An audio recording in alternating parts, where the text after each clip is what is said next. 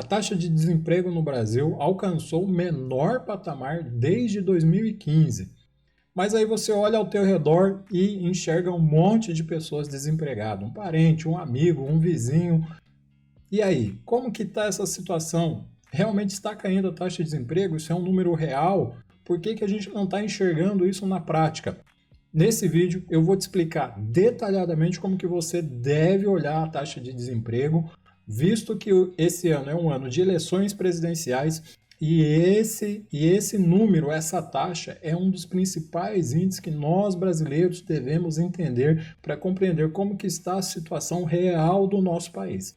Então, me segue aí depois da vinheta, eu vou te explicar isso detalhadamente.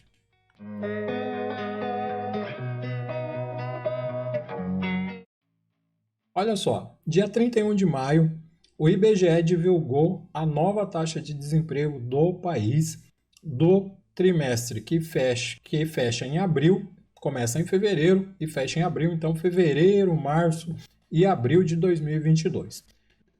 A taxa de desemprego não é calculada no semestre, primeiro trimestre, segundo trimestre. Não, ele começa em meses quebrados, tá? Justamente para refletir uma maior realidade do que está acontecendo. Então não pega lá de janeiro a março, de abril a junho, não. Ele começa em fevereiro e aí vai contando os trimestres. Então tem um trimestre no ano que ele pega 2 meses do ano anterior e um mês do ano seguinte, que é o trimestre de novembro, dezembro e janeiro, tá?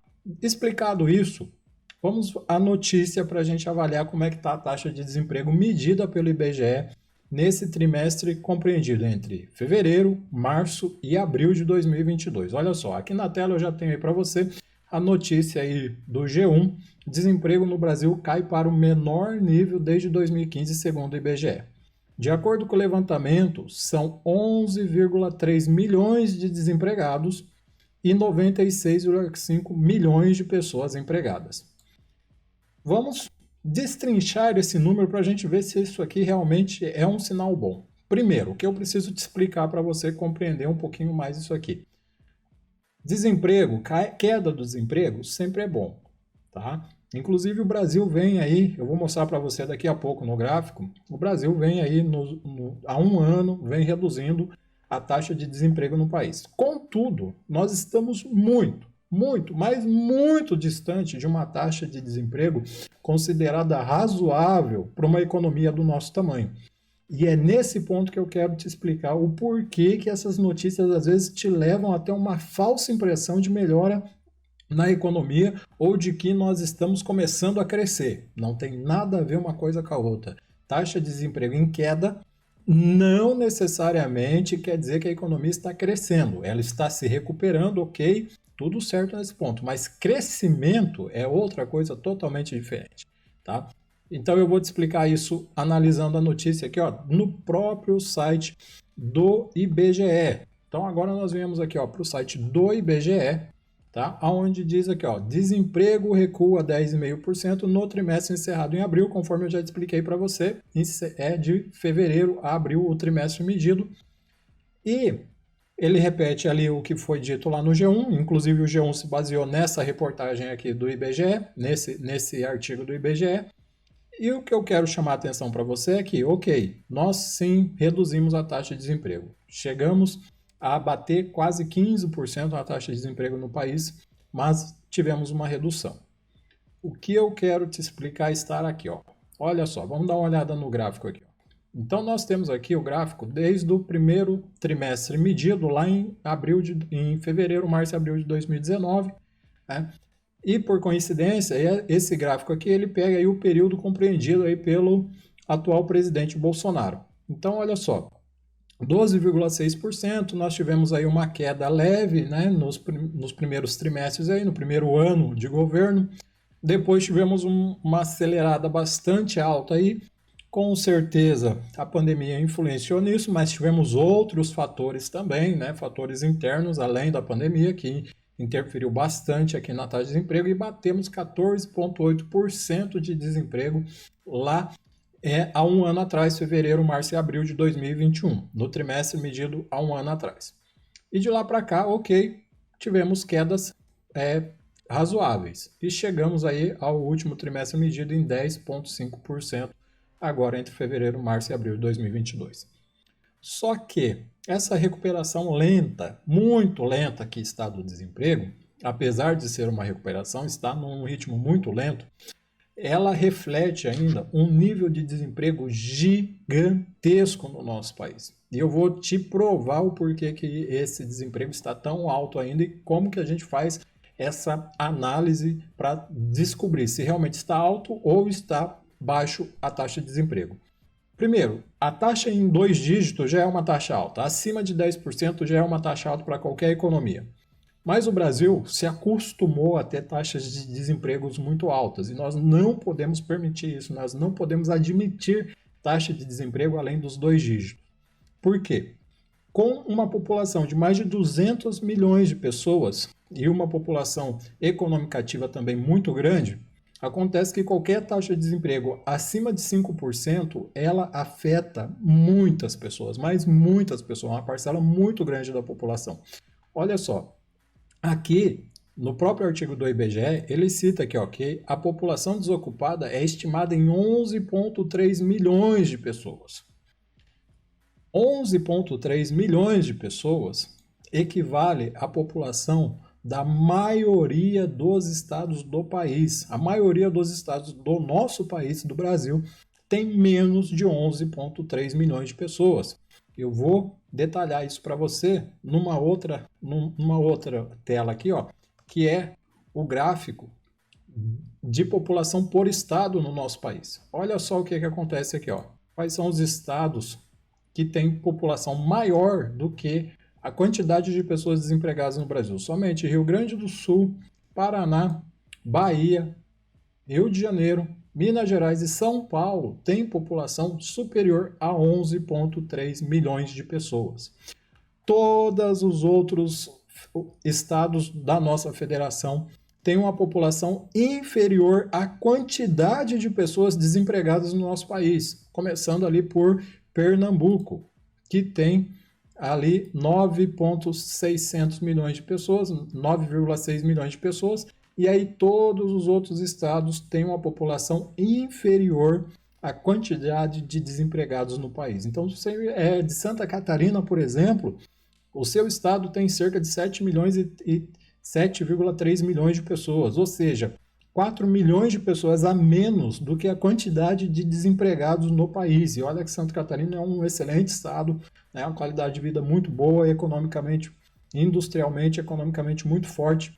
E mesmo assim tem uma população menor do que a quantidade de pessoas desempregadas no nosso país. E aí podemos pegar outros estados, né? Distrito Federal, Amazonas, que é um estado geograficamente muito grande, né? E vários outros estados. Enfim, isso aqui é um dos indicadores de que a taxa de desemprego no Brasil ainda está na estratosfera. Não temos motivo nenhum para comemorar essa queda. O outro índice que a gente mede para ver se a taxa de desemprego está boa ou não é o nível de renda das pessoas. E aí nós voltamos lá na própria reportagem do IBGE, no próprio artigo do IBGE, em que ele destaca o seguinte, olha só, logo aqui embaixo, ó, o rendimento cai 7,9% ao ano. Isso aqui quer dizer o quê? Ó, o rendimento real habitual foi apurado em R$ 2.569 e apresenta uma queda de 7,9%. Ou seja, comparado com o trimestre igual do ano anterior, o trabalhador brasileiro teve uma queda real de 7,9%. Esse rendimento real aqui, ele ainda não diz aqui se considera ou não a inflação. Eu acredito que quando ele coloca aqui o rendimento real, ele está falando sobre números absolutos. Ganhava R$3.000, baixou para 2.500, né? Claro que aqui eu estou dando um exemplo, não fiz esse cálculo aqui, mas se caiu 7,9% ao ano, é em valor absoluto. Então nós teríamos que ainda incluir aqui o custo da inflação no ano, que está aí entre as maiores dos últimos anos aqui no Brasil, né, das últimas décadas no Brasil, assustando realmente. Então é um outro índice que realmente é preocupante, ou seja, as empresas voltaram a contratar, mas contrataram com valores de salários com remuneração menores, e isso é extremamente danoso para nós. O outro ponto importante aqui que a gente pode levar em consideração é entender aonde essas pessoas estão sendo contratadas. E aí, aqui no artigo, o IBGE também detalha um item preocupante, que é o seguinte: os aumentos na ocupação, olha só aqui, ó, se deram nos grupamentos de transporte, armazenagem e correio, administração pública, defesa, seguridade social, educação, saúde humana e serviços sociais e outros serviços. O que faltou aqui? O que faltou aqui? Principalmente dois setores que são os motores da nossa economia: a agricultura, setor primário, e o setor secundário, a transformação, a indústria. Aqui focou praticamente só no setor terciário de serviços, educação, saúde, administração pública, serviços sociais, ou seja, é só o terceiro setor que está contratando.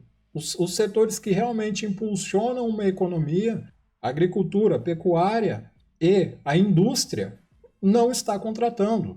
Vamos esperar o IBGE divulgar esses números aqui por setor, e aí a gente pode ter uma análise melhorada desse panorama. Mas é realmente preocupante. Se a agricultura, se o setor primário, agricultura, produção de alimentos, mineração, pecuária, né, produção de carne, produção de leite, as indústrias não começarem a contratar, não sentirem necessidade de contratar, a economia não chegar ao ponto de os dois primeiros setores da nossa economia aumentarem as contratações, isso aqui é insustentável. Nós vamos ter novas altas de desemprego, sim.